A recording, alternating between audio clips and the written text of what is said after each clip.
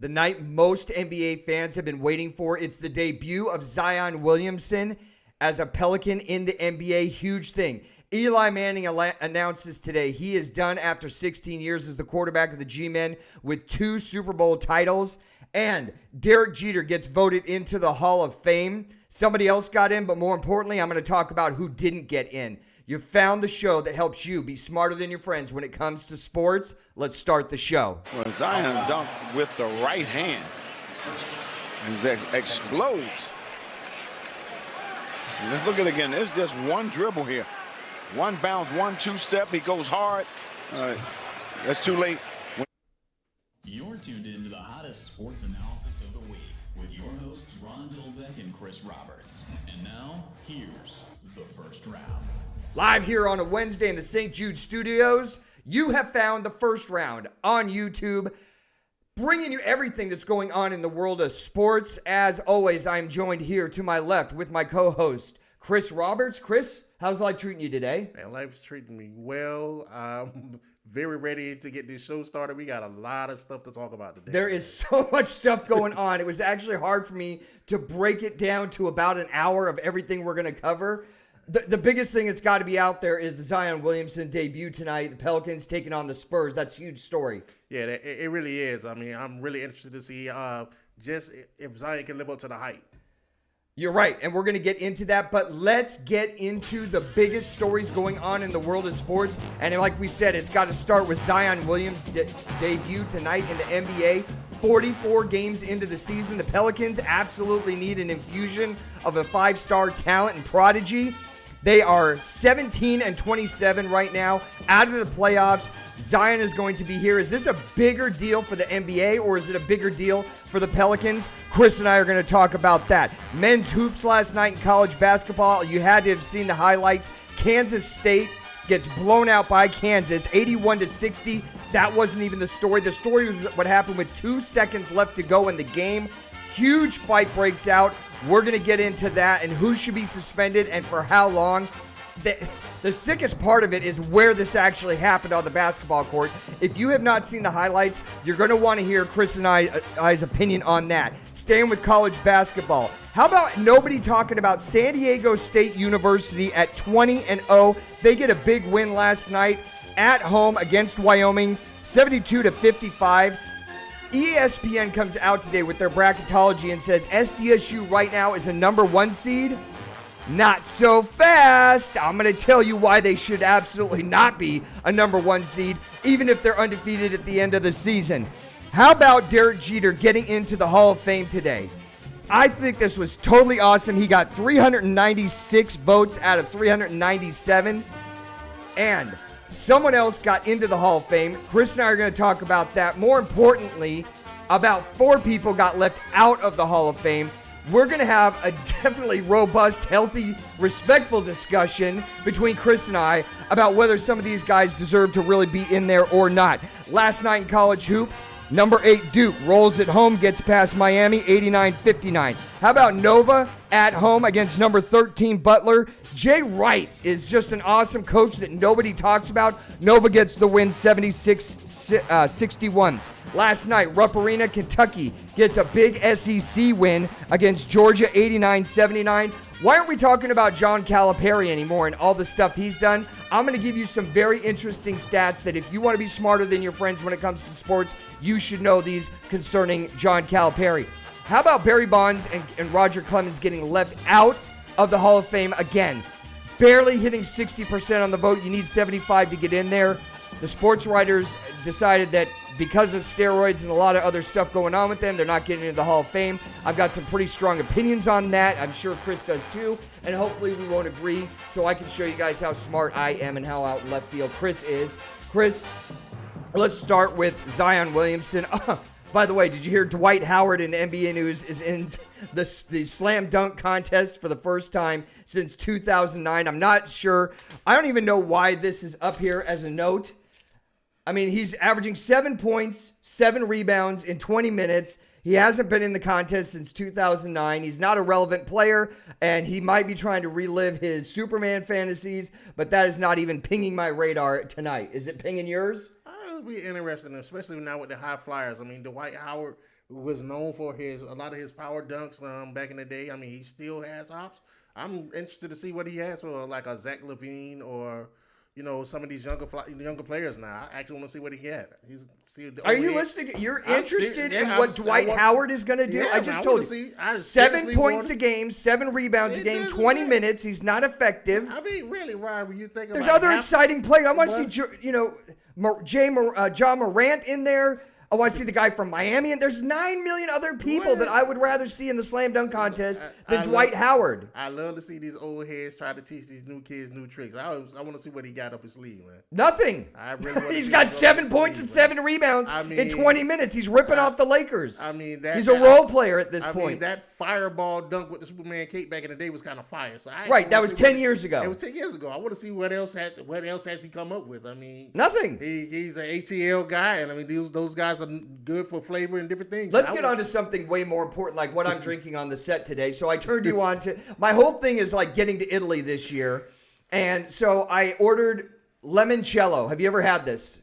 Yeah, lemoncello. I tried some the other night. Well, besides the other night, you'd never had it? No. Because Ray Boom Boom, our producer there, he had some lemoncello, and I kind of feel a little fruity because I put some fruit in it. Right. But I'm telling you right now, if you haven't had lemoncello, this stuff is from Italy. It's like 28% alcohol, right? Which Bud Platinum, which I usually drink, is like 6%. So this is like, it'll take the paint off your car. Okay, let's get to sports. Zion Williamson tonight, big debut, 44 games into the season. They're playing the Spurs. They're playing at home. They're 3-point favorites. Is this a bigger thing for the NBA, him actually getting to play now? Or is this a bigger thing and more important to the New Orleans Pelicans? Both, to be honest with you. You got to pick one, Chief. Who is it more significant for, the Pelicans or the NBA marketing? Because they need a superstar right now. Well, I mean, they need a superstar. I mean, you have your LeBron James and these other brands that are in the league right now. I mean, it helped to have a young face. I mean, you have John Morant and you have some of these other players that are actually playing ball pretty good, but you haven't really had that one guy that was like that generational dominant. Right. Yeah. You're right. You haven't had that it guy in a long time. So it's good for the NBA. It's probably better for the NBA, but it's going to be really good for the New Orleans community as well. I think you're right. I think that if you're a New Orleans fan, if you're a Pelicans fan, you got to temper the excitement and the expectation. Even more importantly, the expectation. One, your season's shot. Best case scenario, you're making the playoffs. And here's my question right now about the Pelicans. How are they not even in the playoffs at this point? Because you have Drew Holiday, who's listed day to day, but he's a good player. He's been averaging 20 points when he has played. JJ Redick is averaging 16 coming off the bench. Again, he's got some injuries, but he's a veteran player and he can hit a three. Still, I think he's still effective. Brandon Ingram, great young talent. They need to develop him. He's already averaging 25 points a game. Then Lonzo Ball is starting to come around. He's averaging 12 points, 6 rebounds. JJ Redick's pouring in 16. How are they not even there? How are you 17-27 with young talent like you have in a division where they should be at least 8 or 7 or 6 at this point in the playoffs? Well, Ron, if they were in the Eastern Conference, which is an easier way to go about things, these guys will definitely be in the playoff hunt, probably looking at a 4 or 5 seed. But you're looking at the West. And you have to think about it. You have Houston, you have Oklahoma City that's playing pretty well. You have the Lakers, you have the Clippers, you have Portland. We can go on and on and on with all of these teams that have, these marquee players that are actually, pretty good. Right, but with this much young talent, Brandon Ingram's averaging 25, Drew Holiday's averaging 20. You got JJ Redick coming off the bench who's a sniper, and Lonzo Ball's playing better. Now you add Zion. Without Zion, how are you 17-27 though? How are you not at least playing 500 ball? Well, that's what's getting me. It's not like the cupboard is bare. They have talent there. They have talent, but again, this is young talent. Right? Regardless of what, you have your guys like Alonzo Ball and Brandon Ingram who played together with the Lakers, but you got to think these guys are coming to a new system. Alvin Gentry's system. He will get them turned around. I don't know about that. I'm not a fan of Alvin Gentry right now. Are you? He'll get them turned around. Right now they've won like 10 out of the last I think 10 out of the last 13, 14 Right games. now, they've won 17 out of 44 games. 17 out of 44. That's terrible. But they've with won that much young talent. But they've won 10 out of their last, 13, 14 games, which is good for that team, which means that nucleus is starting to come together, and that team is starting to get together, starting to grow. So eventually, they will get themselves. That shit will get righted. At some point. It better, especially if I'm a Pelicans fan, which I'm not. I'm a Celtic fan. And 2 nights ago they played the Lakers, blew them out by 32, but that's a different story. We will always be better than the Lakers. I can't stand them. Anyway, it's amazing how many people in Florida that I've run into that are Laker fans. Yeah. I mean, how are you I'm a Celtic fan here, and I've got a story behind it, but that's a whole nother story. I think the Pelicans go easy. I don't want to use the word load management with Zion Williams because he's a 5-star generational player. We got to put him out there and maybe go 20 minutes a game. You're not going to win the NBA title. You want this guy around for the next 15 to 20 years, not blow out a tire trying to go from first gear to fifth gear the first year. I think you take it easy with him. You let him get assembled into the NBA in his first year. You lower the expectations, knowing that over the next 2, 3, and 4 years, he's going to be the man, and this young group can gel and come together. But I think the expectation level has got to be tampered. Some of these, people out on Twitter and some of the vlogs, when it comes to the Pelicans and Zion, they're like, they literally think in the next year or two, he's got to bring him a championship. They're just out of their minds.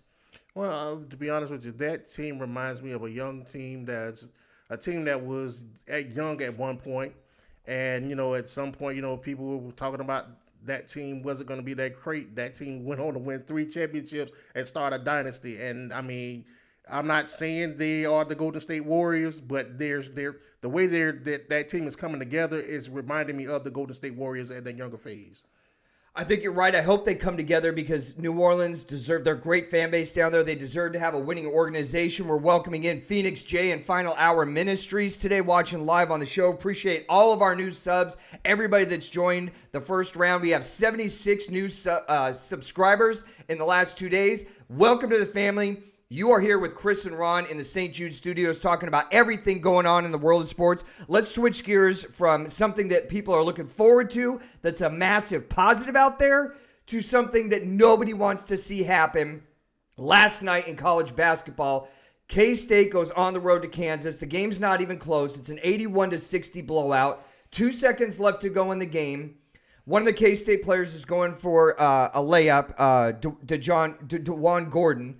And Silvio De Sousa blocks it. It's not enough that he blocks with 2 seconds left. You're playing. You want to, I don't have a problem with that. What I have a problem with is 2 seconds later, he goes and stands over the man that he just blocked. Right over the guy. If you and I are playing and you block me, I'm just going to say that's a great move and I'm going to move on. If you come stand over me, then it's, we're probably going to have an issue with that. Right. They're 18 years old. A lot of these guys are walking around campus in semi-God mode because they're just worshipped. They a lot of these guys believe or have been told that they've got NBA talent, and they have a halo around them, an aura around them that they are maybe above other people, or they're treated that way by a lot of people, whether it's agents, family members, fans, their fellow students, their peers. Right. You go stand over the guy, and all absolute hell breaks loose. And it gets to the point where the Kansas player, Silvio De Sousa, literally takes a chair and tomahawks it like he's going to go hit Gordon in the head. And luckily, the assistant coach, Dwight Howard, steps in and grabs the chair literally a half a second before he brings it over his head. Yeah. So he had one of those metal chairs. This is what really makes me sick about a fight breaking out like this.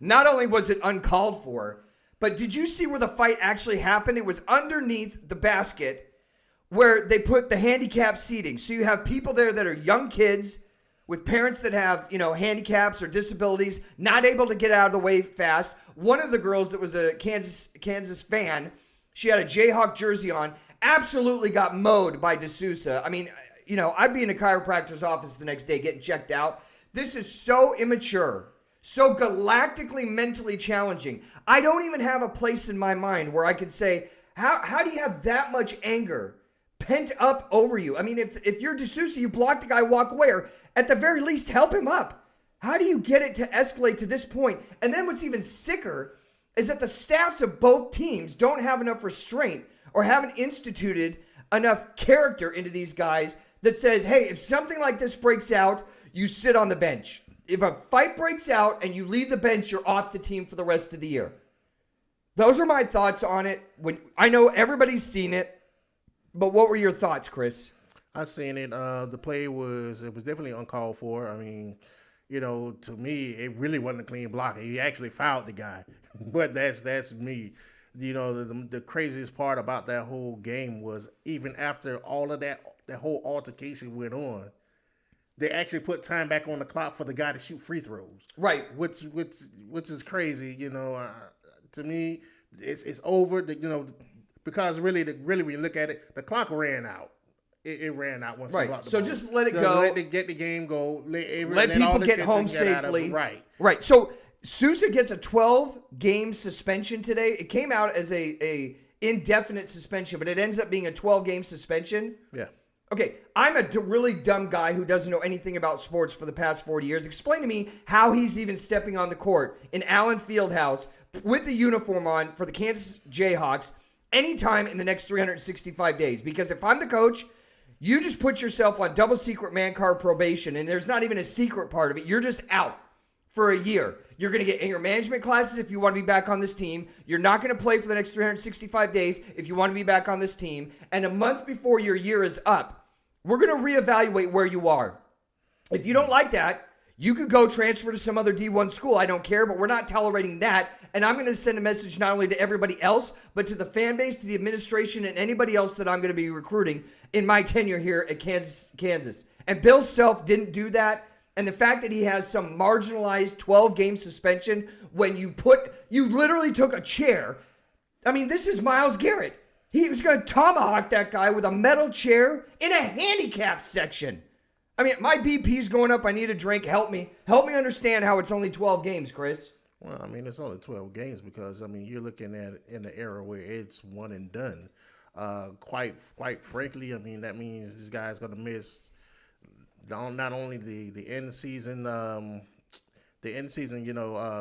part of the game, but he's also going to miss part of the tournament too, the conference tournament as well. So I mean, you wiped away all of those things. I mean, personally, preferably me, I wouldn't have him on my team. Period. I mean, I wouldn't take away his scholarship, but his basketball privileges would be over. He wouldn't just be on my team because it's setting a precedent that on some level this is acceptable. In a sense, yes, but I mean, again, you also have to look at the fact that sometimes the apple don't fall far from the tree. We had Bill Self himself has had issues, prior to the season, with the Adidas scandal or whatnot as well. So, I mean, I'm not saying he's a bad coach or anything like that, but situations like that, you have to make sure that the punishment fits the crime. And that was just ridiculous last night to see 12 games. Fighting. Huh? That's 12 games is ridiculous. Yeah, 12 games is ridiculous. Like I said, you have to make sure that the punishment fits the crime. And to me, he shouldn't play anymore this season. I got something more ridiculous than that. After the game, K-State head coach Bruce Weber comes out and was asked about what happened with the lack of control of your team all taking the court as soon as the fight broke out. This is the quote from Bruce Weber, head coach at Kansas State, trying to explain why his team ran onto the court. It's, quote, "Players told me they went on the court because they thought the game was over." So let me ask you something, Bruce Weber, head coach at Kansas State. The players told you that they ran into the fight. They ran to the area where all the action was because they thought the game was over. So after every game, when you get blown out by 20 points, everybody stands up on your bench, runs over to the end of the court, and gets into a melee at where there's a fight going on underneath the court, the hoop. That's what they normally do. They run over to where there's a fight at the end of a game. So they thought it was the end of the game. They could see that there's a fight going on. Why does your team normally gather in the handicap section behind the hoop at the end of a game? Is that the normal thing that happens, Bruce Weber? Because otherwise I'm going to call garbage. That's garbage. Just own it. We had a lack of integrity. We had a lack of character among our players. He should be the first one getting up and apologizing. And then the PR guy, or whoever's in charge of the media relationships at Kansas State, should have immediately pulled all those guys in last night and said, you're all putting out a statement. Anyone that was involved in this, saying we revoked these actions, they were regrettable, it was a bad character move, and fix it the right way. My players went down there on the court because they thought the game was over. That's garbage. I mean, are you buying that? That's like 10 steps lower than some of these LSU players coming out and saying, oh, that money from OBJ wasn't cash. I mean, how stupid do you think we are, honestly? Well, I mean, when you're looking at a situation like that, regardless of what, when it comes down to situations like that, especially team sports, it doesn't matter whether it's professional, whether it's high school, college, or whatnot. Whenever a melee like that jumps off, you're going to rush to the defense of your team. That's fine, but don't explain it that night by they thought the game was over. That's why they went down there. Normal games, you don't run down there into the handicap section. The whole team doesn't go there. So don't insult you. Don't insult me. Don't insult your fan base by trying to pass this off like, no, that's what we normally do. No, it's not. No team does that. Your team never does that. Just own what it was. We made a terrible, our staff was ill-prepared, and many of our players made bad character choices, and we just want to apologize to the fans in Allen Fieldhouse for what happened and ensure you that we're going to take steps to make sure this never happens again. Don't tell me we normally go down there and do that. Well, first off, I'm not going to have those kids get out there and apologize like that because, A, you're going to have some insincere apology. It's on the coach because, you are the person, you're the CEO, you're the person that's over that team. So therefore, you get out there, you make the correct statement, you discipline these kids behind closed doors, and then, you just go on from there.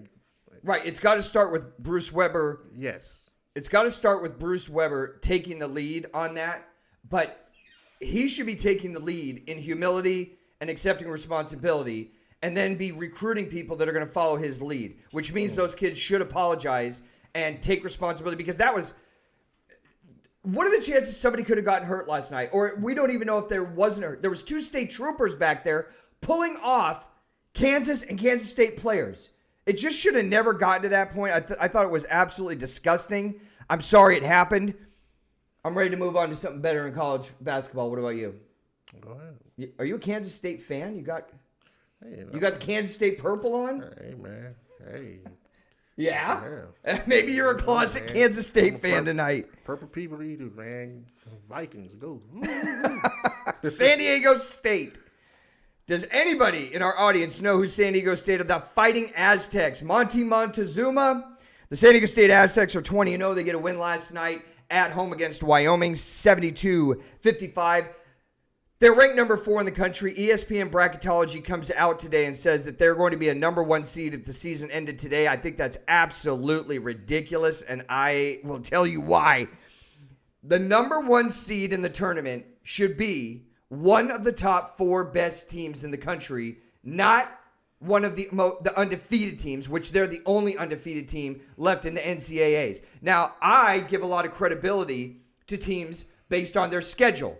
So if you play Sister Mary's School of the Blind 25 times and you're undefeated, you're not going to be a number 1 seed. My contention and my position is San Diego State goes undefeated the rest of the season. The toughest game they're going to play all season is either going to be New Mexico State or New Mexico.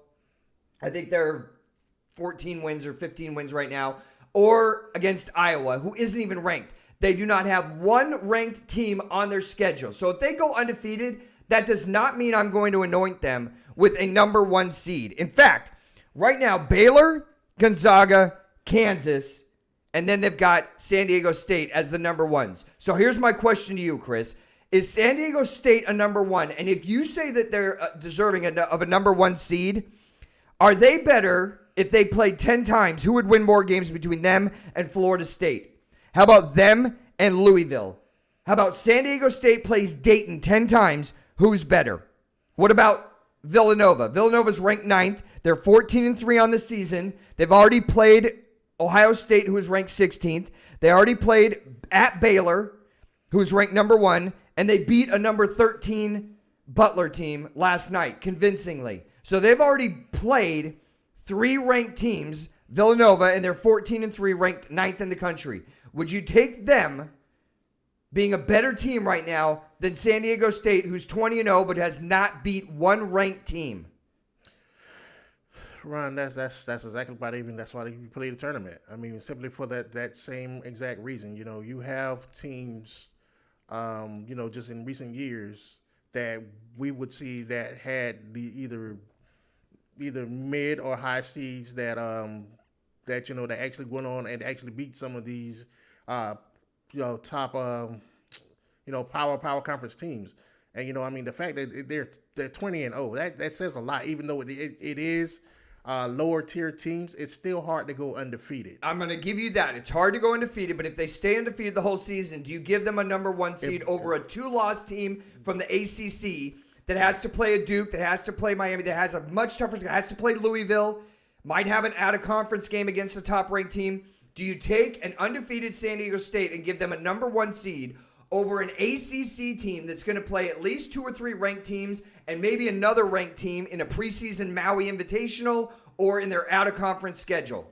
If they go undefeated, completely undefeated, no blemishes, no losses, I'll give them that 1 seed. No way. I'll give them that 1 seed simply because, again, it is so hard to go wire to wire undefeated in the regular season. Not if you're not playing tough competition, boo. Ron, it doesn't matter. It doesn't matter. I mean, to go undefeated, that means you have to have you have to have a tough mindset, right? Because now you're playing with extra pressure, because even though those teams are lower tier, you're still going to get their best shots. I mean, you got to go through the regular season. Then on top of that, you have to go through your conference championship. I mean, if you're in a weak conference, how hard is that? You get a first round bye. It's hard to go undefeated, Ryan. So if they go wire to wire undefeated, I give them one shot. Yeah, I give them 1 seed. If they go wire to wire undefeated, yeah. Over a 2-loss ACC team. Yes, Ron. If they go wire, go wire to wire undefeated, yes, I'll give them that 1 seed. No way. Yes, I'm gonna give them that 1 seed because you know what I do next year. I start just scheduling no one. Well, that's bad for the fans. Bad competition. They can only play this who's on their schedule. Right, but they make their schedule. But Ron, that schedule was made 5 years out. But they made the schedule 5 years ago. It doesn't matter. They didn't know these teams were going to be this bad. Okay. They didn't know that. How do you make a schedule 5 years out without one ranked team on your schedule? I mean, come on, that's impossible. But if you want to really test yourself and make yourself better, you're going to schedule better competition. Ron, they pulled it out of conference. They played Iowa. Iowa sucks. They're not even ranked. They didn't know Iowa was going to be. Iowa's never a factor. Are you kidding me? I mean, it's still to them. Wait, Iowa's the best team that they're going to play. But Ron, to them, that's no. You can't use that to them. To that team, that's a tough out of conference schedule for them. No, if you're going to be a number 1 seed, you mark yourself against everybody else in the country. Hold on, let's respect each other. If you're going to expect a number 1 seed, if you're undefeated, you have to mark yourself and gauge yourself against what the other number 1 seeds do. And when the other number 1 seeds are playing 2, 3, 4, and 5 ranked teams in their schedule, and you have played no one, you do not get a number 1 seed, because a number 1 seed has to deserve that ranking. You have not tested yourselves, and I'm going to go a step further and say you're ripping off your fan base because you're just lining up a bunch of patsies. Ron, you're not lining up a bunch of patsies. Nobody was saying none of this stuff when Villanova had a weak conference. Villanova's been in the Big East. Are you kidding me? The Big East hadn't been the Big East of the 80s, Ron. The Big East isn't that tough, Ron. Villanova's been the Big East isn't that tough to go through. The Big East isn't the ACC. The Big East isn't the SEC. But it's better than the Mountain West. The Big East isn't the Big 10. The Big East isn't the Big 12. But you're not saying Mountain West? Is the Big East better than the Mountain West? Of course they are. There's no one in the Mountain West. But Ron, still, you have to look at it from the standpoint of this. You've had these small teams like a VCU who proven that, hey, we don't play the toughest conference schedule, but we would get in this tournament. And they'll never make it out of the Sweet 16. And we will. VCU made it to the Final Four. One time. They made it. It doesn't matter.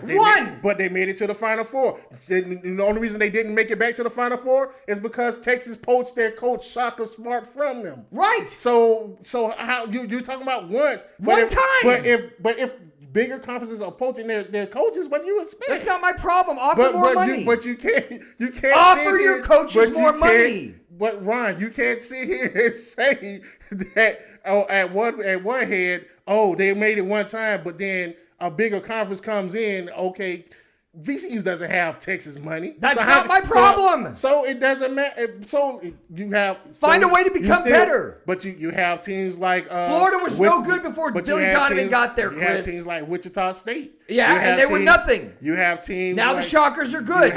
You had teams like George Washington at one point. I mean, Ron, I can go down the list of these little small teams that get into the tournament. One time they get into the tournament. That's why it's called one shining moment, not 10,000 shining moments. They get in there and do their thing. For 1 year. They're not blue blood.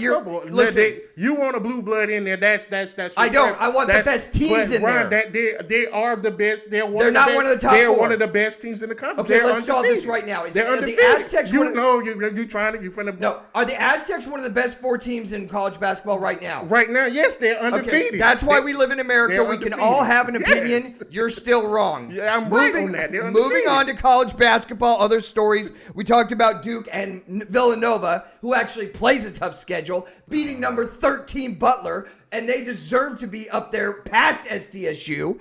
Anyway, Kentucky last night, number 15, gets a win at home in Rupp Arena against Georgia, who I think is getting better, but they're not quite there yet. Nobody is talking about Kentucky this year, and I want to take a minute to get into the story about John Calipari.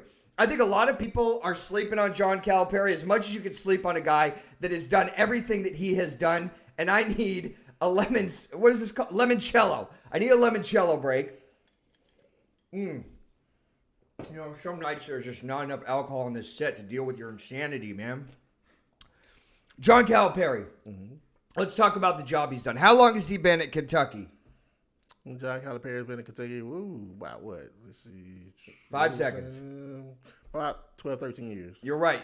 11 seasons.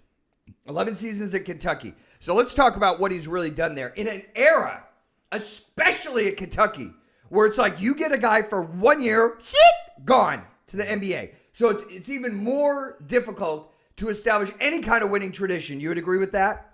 Yeah. Okay, let's talk about what John Calipari has actually done in 11 seasons at Kentucky. 6 SEC titles. So more than half the time, he wins the title there. 4 Final Four appearances in less than 12 years. So 37% of the time, he's in the Final Four. Would you take that at SDSU? I think they would. They're never going to make it to the Final Four. 2012, they win the national championship. Yeah. So you can say that's a good coaching job. What I think it is a good recruiting job. It's a good basketball IQ job. And it's also a good basketball coaching job. And I'm going to tell you why. Out of all the players that have come through there in the last 11 years for him, that's including this year, 38 overall NBA picks have been taken. NBA teams have taken a Kentucky player. Out of that, 29 of them are first-round guys. Now, the NBA only has 2 rounds, but that means you need to be the best of the best to even get drafted in those 2 rounds. 29 of his were top 10 players. 21 of them were lottery players. 3 number 1s overall, so that was Anthony Davis, Karl Anthony Towns, and John Wall. 3 overall number 1s. And here is the greatest stat to tell you, if anybody wants to talk crap about John Calipari, bag him, all the stuff that with UMass and, you know, how he recruits and he's just a shark and everything else. The contracts of the players that have been drafted from Kentucky into the NBA add up to a total of $1.9 billion. $1.9 billion in contracts for players that have played under John Calipari and went on to the NBA. Billion with a B. I rest my case. He's one of the best coaches in college basketball. I'll take your thoughts. I mean, yeah, he's one of the best college coaches in basketball. Granted, I mean, he's probably one of the. He hasn't, won, as much as Mike Krzyzewski or Roy Williams, but to have, a team like that, especially one and done. I mean, when you only have these guys on campus from August to the end of March. Less than a calendar year. Right. Yeah. From August to the end of March, and to have have them go pro that well, and most of them do really well. I mean, you just look at the Anthony Davises, the Devin Bookers. Devin Booker's tearing up the NBA with the Suns right now. I mean, he's a stud player. Right. So you look at these guys. I mean, and Devin Booker was like a secondary player at Kentucky. He wasn't even like the Anthony Davis or Karl Anthony Towns. He was like the person that just comes down to shoot threes. I mean, so you just let you know. I mean, as a coach, how well he's able to get these guys in and actually they actually buy into Calipari.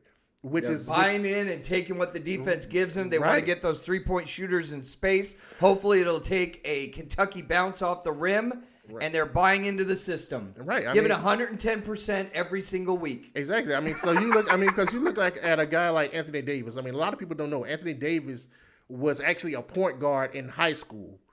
And, the fact that he actually came into Kentucky, actually bought into a system where he was actually averaging like 10 or 11 points at Kentucky, and now he's in the league averaging like 27 points. I mean, that just lets you know that he's able to get all of these guys and basically bring an AAU team in and coach them up. That's fresh every single year. Yeah. Yeah. I mean, I think it's a player development thing. I think it's a basketball IQ thing. I think it's a recruiting like a shark. I'm just going to take over this conference. I'm going to take over the country. I don't care if you're in my way. I'm going to step over you. Doesn't matter. He just has that kill or be killed mentality. It's like NFL. It's like that. The only thing that matters is just winning. Not to the point where he's going to disrespect other people or do things that are outside of the lines, but it's just that singular focus on, I represent Kentucky and I want to create a winning culture here. He's absolutely done that. The stat besides the $1.9 billion in contracts that stands out to me is the fact that he's had, in less than 12 years, 4 Final Four appearances in an era, which is like free agency, basically.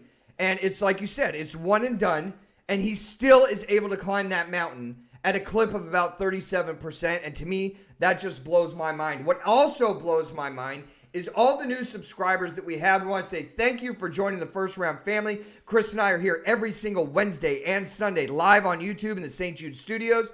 I want to say thank you so much. You can follow us on Twitter at the First Round 1, or you can email in questions and comments that we go over every week at thefirstrroundrd@gmail.com. Or if you're watching in live right now, you can put on questions onto the screen. We'll answer them live or comment on them as they come in. But we appreciate all of our new subscribers, and we're trying to grow the show to epic proportions. Having said that, let's go on to Major League Baseball and talk about your team, Derek Jeter. So you probably hate the Red Sox, not as much as I hate the Yankees. I mean, I despise the Yankees. But we talked yesterday when the Hall of Fame voting came in, and sometimes you have to put your hatred, which is a healthy hatred, and I actually miss that in sports. I think there should be a healthy hatred for rivals. I like rivalries. And now it's become soft where everybody gets a trophy. It's like, bag that, man. I want to see Jason Varitek knocking out Alex Rodriguez, and Don Zimmer comes out at Fenway Park and Petey pushes him over. And, I like a little bit of that stuff, a little spice in the rivalry, and it's gotten a little soft. Yeah. Having said that, Derek Jeter gets into the Hall of Fame yesterday. Absolutely 100% metaphysical certitude he should be in there. What gets me is the voting on Derek Jeter yesterday. He received 396 out of 397 votes. Now, Chris, I don't curse a lot on the show, but I'm going to have to restrain myself and just try and figure out how and who is the person and where are they hiding that didn't give Derek Jeter a Hall of Fame vote. As much as I hate the Yankees, my man card is on the line if I don't give him the props that he deserves for being one of the best players in his era, irregardless of position. I mean, he was Captain Yankee. He was clutch. He was there every year. You never heard about him getting into problems off of the field, causing drama. You never heard about contract holdouts. You never heard about him causing problems in the clubhouse. I would have loved to have him on the Red Sox, and I'm not even supposed to say that as a Red Sox fan. I'm not. I can get my man card taken away for just saying some of the stuff that I'm saying about Derek Jeter, but here's the deal. It's all true. So you have to put your bias aside to recognize greatness. That's what I'm doing right now. He absolutely deserves to be in there, but how do you not give him a vote? And if I had the guy that didn't vote for him sitting in your spot right now, I would say if Derek Jeter and everything he did is not good enough to get in the Hall of Fame, then what's the standard? I need you to be that man and explain to me how you don't vote Derek Jeter in there. And I'm saying that as someone who hates the evil empire that the Yankees are. An empire that's so despicable and only uses money. I gotta stop myself. All right. How does he not get in? I don't know. 5 rings. Over 3,000 hits. 5 Golden Gloves. It's stupid. And I'm sitting here and I'm trying to figure it out myself. I can't. You got to think. Derek Jeter is just one of those guys. Like everything just falls into place for him. Right, but when you see him on the ballot, it's like yes, it's automatically. Really, you think about it. When I say everything falls into place, everything falls into place with Derek Jeter. Yep. His 3,000 hit at home run. What's a home run? I know, it's so sick. I hate it. His last hit at bat was a walk-off single.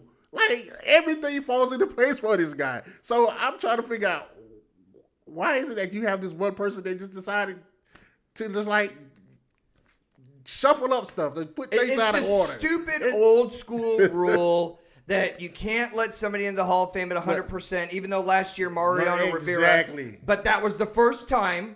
But it's this old school network of idiocy that says we can't let him in there. Brad Penny, Omar Rodriguez, Brad Penny, not Derek Jeter. Woo, okay. So anyway, I don't know.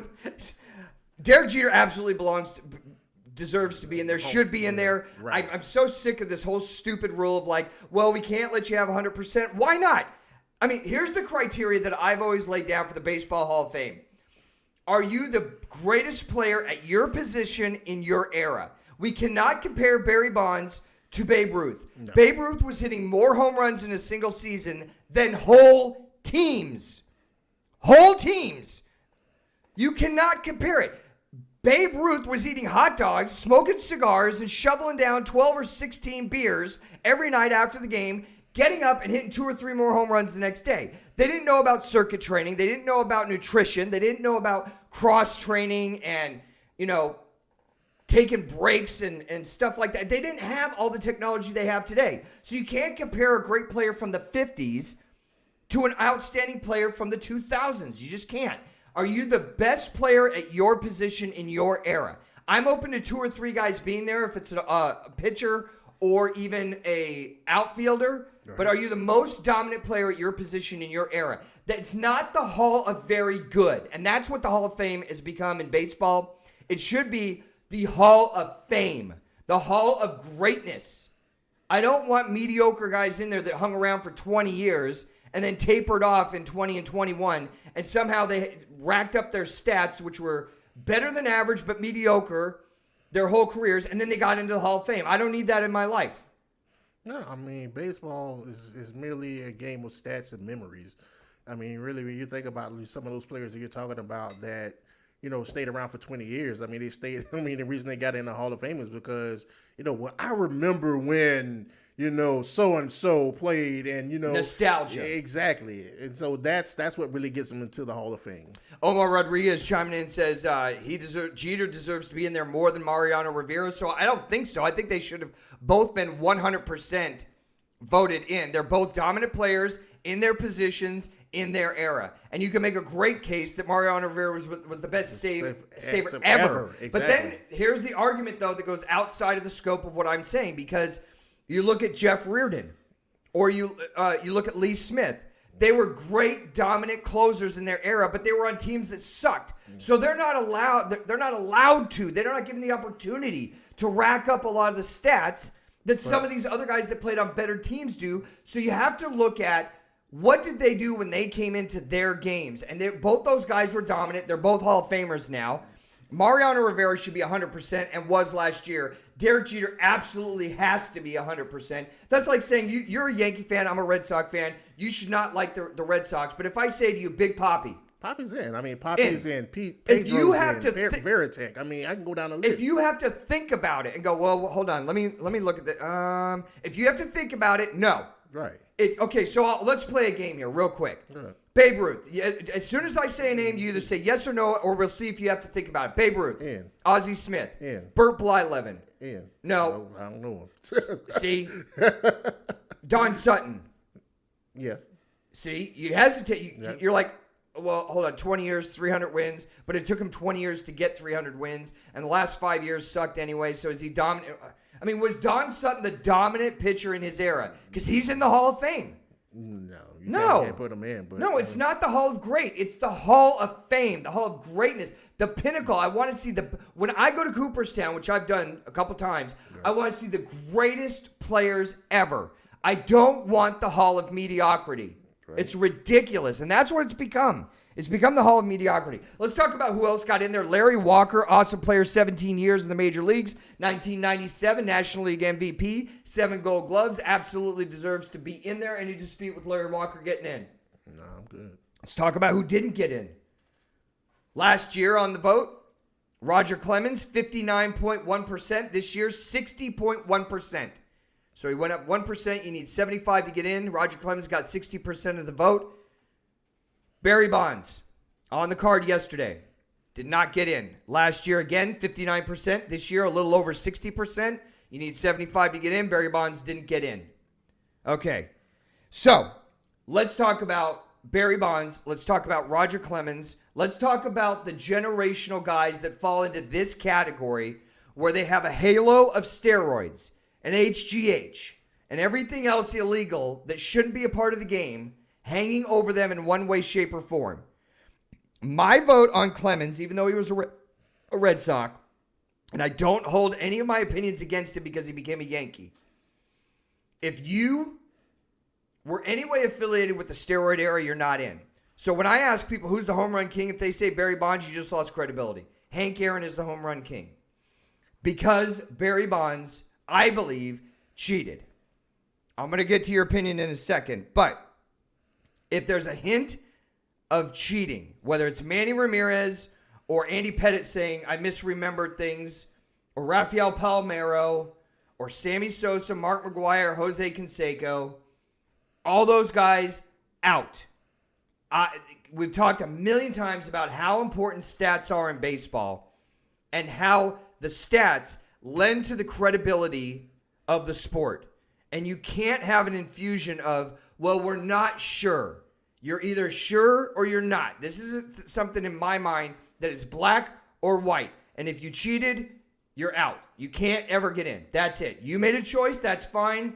You did it for a paycheck. You did it for self-glory. You did it for self-promotion. You did it for a trophy. I don't care why you did it. If you did it, you made a choice. That's fine. But now you got to live with it. You're out. Your thoughts, Chris? Well, my thoughts is, I mean, it's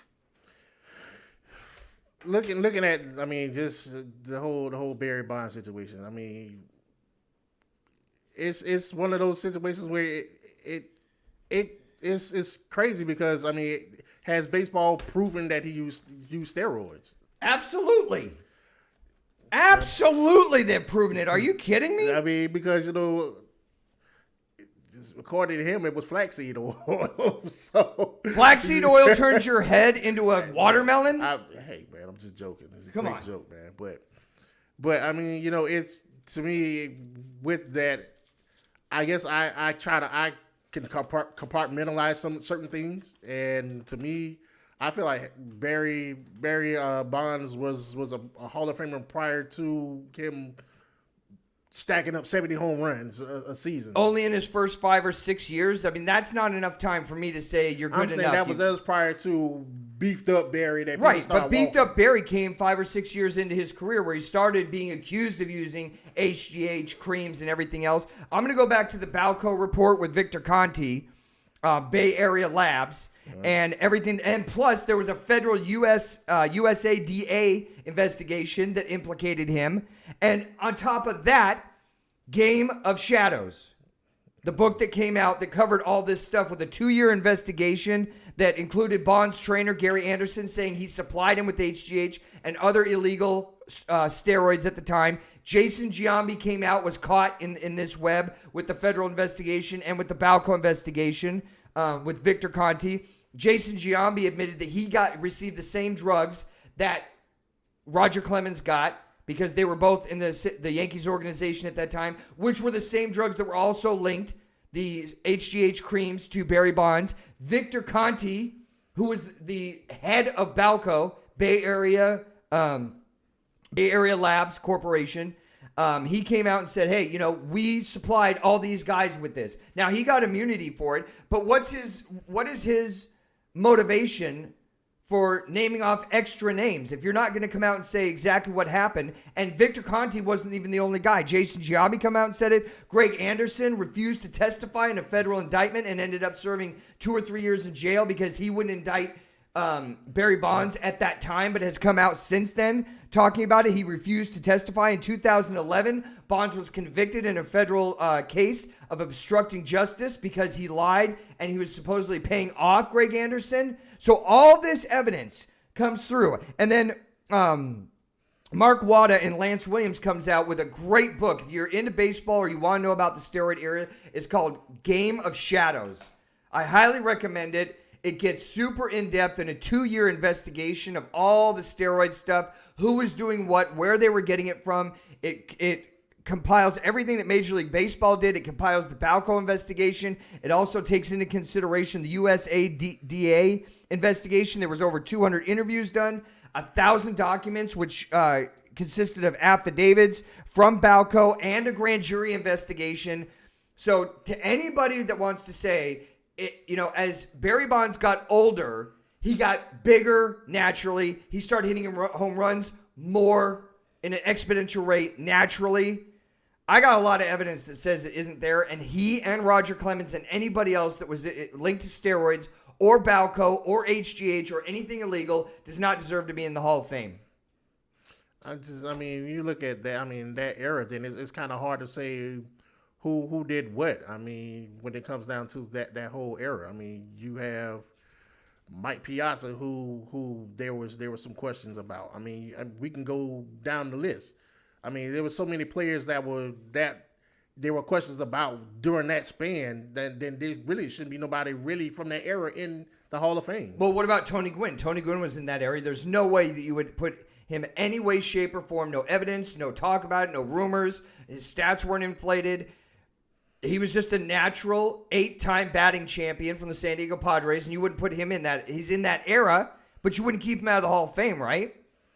I personally, would you keep Tony Gwynn out of the Hall of Fame? Personally, I wouldn't. But like I said, with so many questions going on with some of these, but you can't throw out all the good guys with the bad guys. These guys are linked in federal investigations. But it's not just the Balco; it's a grand jury. It's the fact that Barry Bonds got convicted of obstruction of justice. But it just begs questions of who else was using these things, and who wasn't in those. But my point is, if it's any way, shape, or form proven that they were using HGH or any other banned steroids at that time, you're out. I don't care why you were doing it. I don't want to hear about your motivations. I don't want excuses. I don't want your alibis. If you were using those illegal tampering drugs at any time to inflate your stats, you're gone. I'm sorry. That's the way it goes. We have rules. Otherwise, we're animals. Well, it seems like that era needs to be looked at with even more scrutiny. Yeah, because the purity of the game, the value of that in baseball is the highest ever. So Omar Rodriguez says, what about Albert Pujols? I've never heard any stories about him being linked to any HGH or anything else. And as he's gotten older, his numbers have declined. He's not, I know last year he hit his 600th. Yeah. But he's not anywhere the dominant player that he was in St. Louis, and quite frankly, Anaheim way overpaid for him. But I think he's been a stand-up guy on and off the field. There's never been any stories linked to him. But again, the criteria is, one, have you been linked and connected with any kind of illegal drugs in any way, shape, or form? Then you're out. 2, are you the dominant player at your position in your era? If so, you're in the Hall of Fame. Yeah. As far as, here's what I think of Barry Bonds and all the guys that did steroids right there. So, real quick, let's get to trivia. There's $100 on the table. There's $100 on the table, Chris. Boy, here right here. If you get this question right, you're getting $100. If you don't get the question right, then on Sunday's show, you're going to have to wear some gear that I pick out for the whole show. You ready? No. Okay, you got 10 seconds. Out of the top 15 running backs, I'm going to give you, of all time, leading rushers. So their whole career. I'm going to give you 4 of them. All you have to do to win a $100 right here from old Papa Ron is give them to me in the order of like the highest to the lowest. Okay. So you understand the question. Right. I'm going to give you 4 running backs in NFL history. You got to tell me who ran for the most yards out of these, the second most yards, third, and fourth. Okay? Right. Here's your names. And as soon as I get done with the last name, the 10 seconds starts right here on the Master Watch. Curtis Martin, Tony Dorsett, Jim Brown, Barry Sanders. Those are your 4 running backs. Highest to lowest, go. Curtis Martin. You said Barry Sanders, Curtis Martin, Dorsett, and Jim Brown. Curtis Martin, Dorsett, Jim Brown, Barry Sanders. You will be wearing a Florida Gator football helmet for the whole show on Sunday. If you want to see that, tune in Sunday at 6 o'clock at our new time. You will be seeing Chris wearing a Florida Gator football helmet for the whole show because you are just slightly off. Actually, you're completely off. The top list goes like this, Chris. That was for $100 in cash. Maybe I got to give you 15 seconds on these questions. Number 1 rusher of all time, Emmitt Smith. 2, Peyton Manning. Peyton Manning. No. Peyton. Walter Wait Payton. A minute. Walter Payton. Number 3. You know who 3 is? You should know 3. Frank Gore. Number 4, Barry Sanders. So he would have been number 1 on your list. 5, Adrian Peterson. 6, Curtis Martin. He would have been 2. 7, LaDainian Tomlinson. 8, Jerome Bettis. 9, Eric Dickerson. 10, Tony Dorsett would have been 3 on your list. And last but not least, the man who rushed and led the league in rushing every year he played in the NFL, Jim Brown would have been your number 4. He's number 11 all time in the NFL. $100, man. I'll take that back.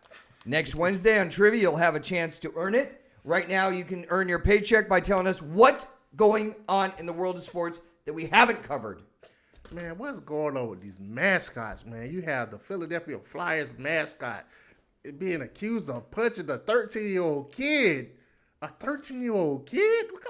Come on, man. I don't understand kids are bad. How did that happen? How do you punch a 13-year-old kid, man, in the stands? Minding their own business? Come on, man. A 13-year-old kid punched a 13-year-old, being accused of punching a 13-year-old kid in the stands. What's really going on, man? I'm not even exactly how sure I'm down with mascots anyway most of the time. I mean, if it's not a real tiger, a real gator, a real beaver, the guy's dressed. The worst one has got to be the Clemson kitty cat. Yeah. I mean, that's absolutely got to be the worst one. Yeah. That is so bad that Clemson, whoever's in that jumpsuit is on double secret man card probation right now.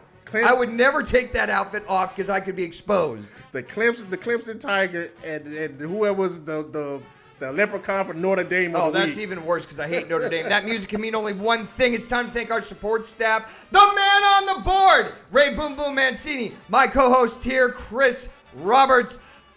El Presidente, Chet 40 for all of us here in the St. Jude studios. Thank you for our new subs joining the First Round family. Get out there and tell all your friends about how great the show is and help build the show to epic proportions. We will be right back here Sunday night. More energy, more stats, more opinions, more viewers. Join us on Sunday right here live on YouTube. Until then, take care, everybody.